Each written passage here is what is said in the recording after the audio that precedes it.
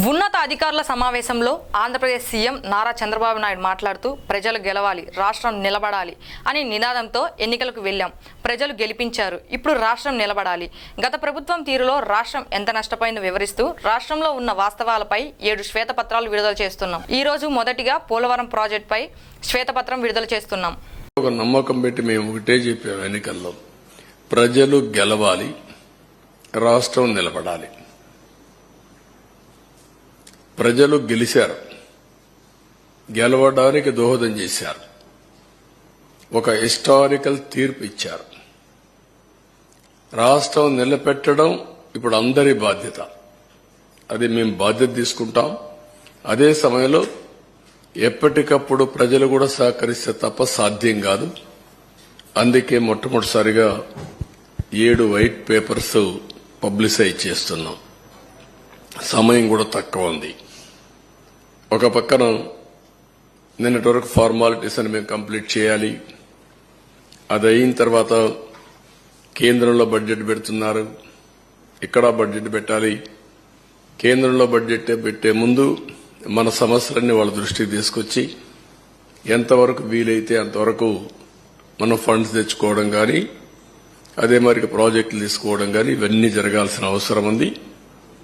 అందుకే ఒక 20-25 రోజుల్లో 7 పేపర్లు కూడా చర్చలన్నీ కంప్లీట్ చేసి మళ్లీ మేము అసెంబ్లీ సమావేశాలు పెట్టుకుని బడ్జెట్ కూడా ప్రవేశపెట్టాల్సిన అవసరం ఉంది. లేకపోతే మళ్లీ ఒక సంవత్సరం మనకు ఒక కన్ఫ్యూజన్ లో పోయే పరిస్థితి వస్తుంది. అందుకే మేము 7 సబ్జెక్ట్స్ కూడా మీకు ఒక ఐడియా ఉంది. మేము కూడా టైం టేబుల్ ఇస్తాం. దీనిపైన తరోగా చర్చ చేస్తాం. చర్చ చేసిన తర్వాత ప్రజలందరూ ఇచ్చిన సజెషన్స్ కూడా తీసుకుని వెబ్సైట్స్ అన్ని, ఇప్పుడు ఇరిగేషన్ ఉంది, ఈ ఇరిగేషన్ ఒక వెబ్సైట్ ఓపెన్ చేస్తాం. టోటల్ డాక్యుమెంట్స్ అన్ని అందులో పెడతాం. ఎందుకంటే ఒక అలవాటు అయిపోయింది, ఏది చేసినా ఎదురుదాడి చేయడం.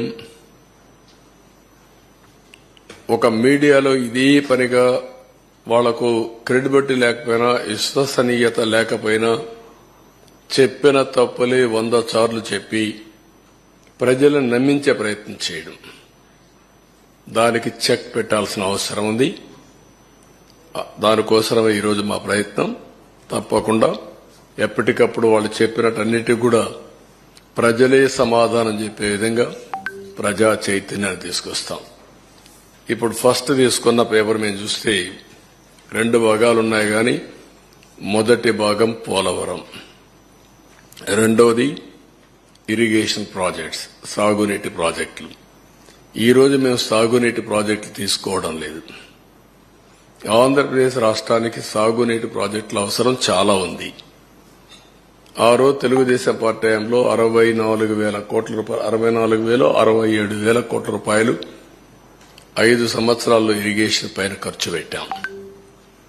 ఇప్పుడైతే మెయింటెనెన్స్ కూడా ఇవ్వలేని పరిస్థితి వచ్చింది. అవన్నీ నేను కూడా ఒక వారం తిరిగాను. రాష్ట్రంలో ప్రజా చైతన్యం తీసుకొచ్చాను. ఆ విషయాలు మళ్లీ నేను మాట్లాడతాను.